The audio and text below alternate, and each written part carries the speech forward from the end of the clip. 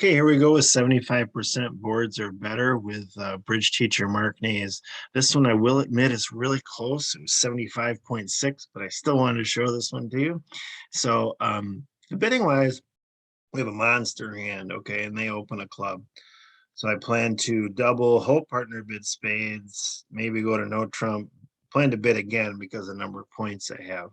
All right, so partner bids a heart. Of course, they have to bid something. They rebid the clubs. I actually meant to bid two hearts here because that shows a super strong hand as well because partner had to bid. Turned out I jumped to three hearts a little bit by accident. But my partner still passed. Okay, I was down here. I was this hand, but it flips it when you become the declarer. So anyway, so that's what we had. Okay, so I'm end up in three hearts. And what I wanted to kind of show you here really is a little bit the opening lead, what I have been doing as far as technique goes.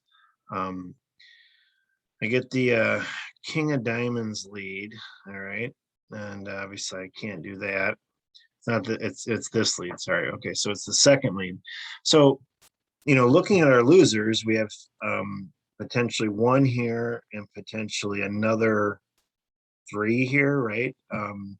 But we need to then, potentially we need to trump them, okay, the diamonds. So what I've been doing is I actually been trump when I have ace in one hand and a void in the other, because I don't know what card I want to get rid of yet, a spade or a diamond. I actually go ahead and trump the first round here so I can, decide later because I don't know exactly how things are going to pan out. So I put off deciding what to pitch on the first one. So there we go. I trumped the first one, decide to finesse and hearts, assume it's going to win because this was the opening hand, but as you can tell, it doesn't. This hand comes up with the king of hearts, all right? And then they fired back a spade, okay? They play the jack, all right? So that makes sense.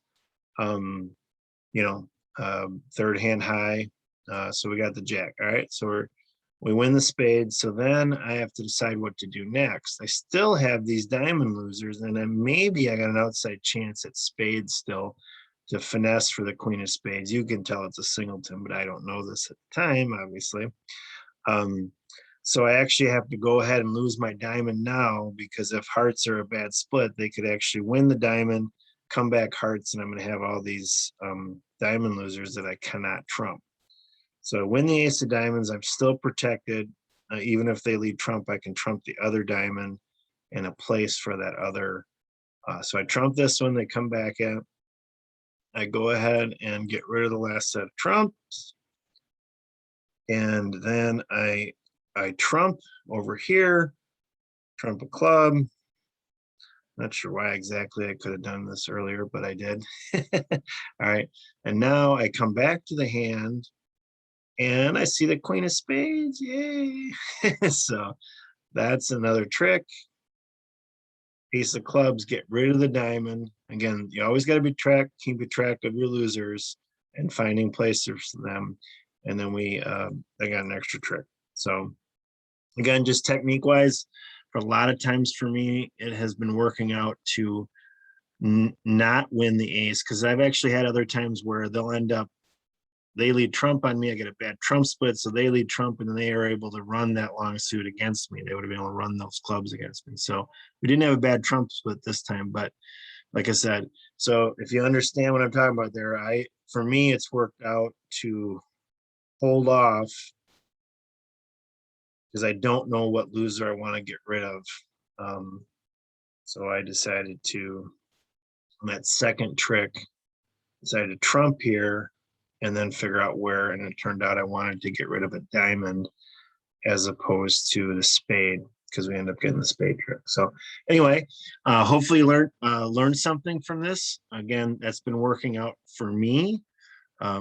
So maybe it'll work out for you as well. But I've lost control before, so I tend to do it this way almost all the time now.